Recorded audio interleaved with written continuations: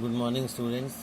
आज हम अपने वीडियो में देखेंगे कि कैसे टेबल को यूज़ करते हैं। जो एनपीसी की टेबल है अभी पहले वो आपके सामने है, जिसमें लेफ़्ट हैंड कॉर्नर पे ये पूरा जेड वैल्यूज़ हैं फर्स्ट डेसिमल प्लेस तक, पहले दशमलव के एक पहले स्थान तक, और ऊपर जो है वो दशमलव के दूसरे स्थान तक है।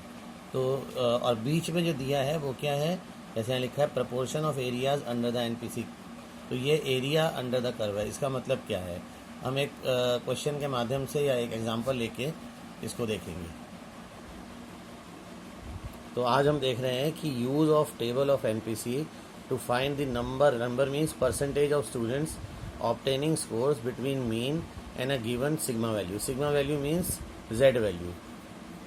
मध्यमान व दिए गए जेड या सिग्मा मान के बीच में अंक पाने वाले छात्रों की संख्या जो प्रतिशत में है को एनपीसी सारणी के माध्यम से ज्ञात करना।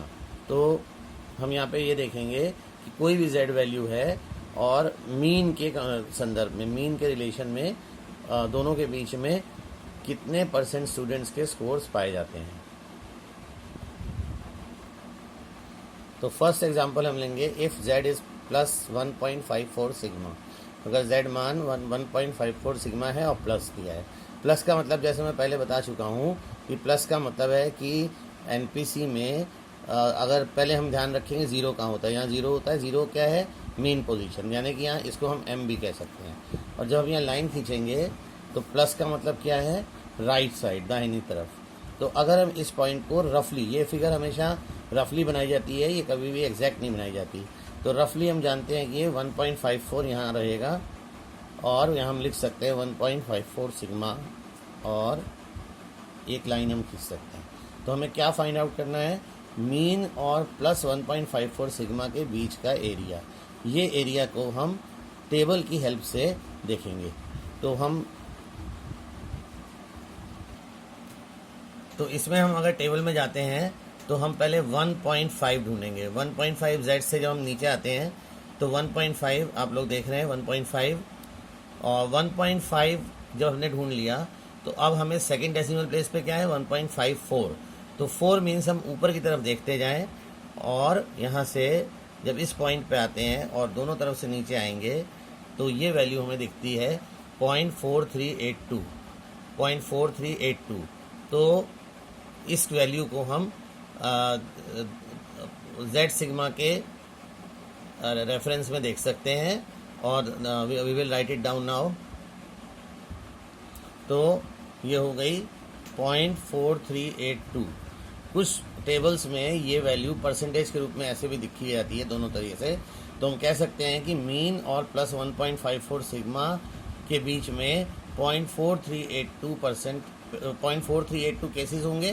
दैट मीन्स 43.82% केसेस पाए जाते हैं। तो इस तरह से हम कोई भी वैल्यू जेड की टेबल से देख सकते हैं परसेंटेज, बट वो मीन के रेफरेंस में ही हमें देखना है, किसी और नंबर के रेफरेंस में नहीं। तो जब भी हम जेड वैल्यू को टेबल में आइडेंटिफाई करते हैं तो मीन के रेफरेंस में हम वो परसेंटेज निकाल सकते हैं स्टूडेंट्स की, जो कि जिनके मार्क्स इन दोनों के बीच में पाए जाते हैं। We will take another example now. Next example is Z is equal to minus 0.83 sigma. Minus 0.83 sigma में अब हम फिर से वहाँ पे ज़ीरो वैल्यू पे मीन लिखते हैं अगर, और हमारा 0.83 क्योंकि माइनस है तो माइनस मीन्स लेफ़्ट साइड। तो हम लेफ़्ट साइड पे एक अप्रॉक्सीमेटली, ये अनुमान लगा के लिखते हैं, हमेशा एग्जैक्ट नहीं लिखते हैं।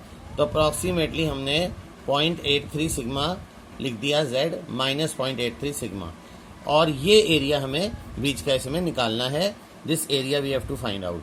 Now we will come to the table. 0.8 ये है, और फिर अगर हम 3 थर्ड डेसिमल तो 00, 01, 02, 03, 2967, 0.2967 यहाँ पे हमने वैल्यू देखी। हम इसको एग्जाम्पल में ले जाएं अगर एनपीसी में तो ये हुआ 0.2967 अगेन वही बात कि 29.67। तो अब एक चीज़ और मैं लास्ट में बता दूं कि चाहे वो प्लस हो या माइनस हो, उसकी लोकेशन सिर्फ हम अलग अलग तरह लगाते हैं। परसेंटेज अगर यही जेड वैल्यू प्लस 0.38 सिग्मा होती तो हम राइट साइड पे ऐसी लाइन खींचते और वो परसेंटेज को भी हम इतना ही मानते। क्यों? क्योंकि ये एनपीसी सिमेट्रिकल होता है। तो with the help of NPC जो मेन काम हम कर रहे हैं यहाँ पे कि जेड वैल्यू की मीन के रेफरेंस में कितने परसेंट केसेस पाए जाते हैं, ये हमने इसकी हेल्प से निकाला है।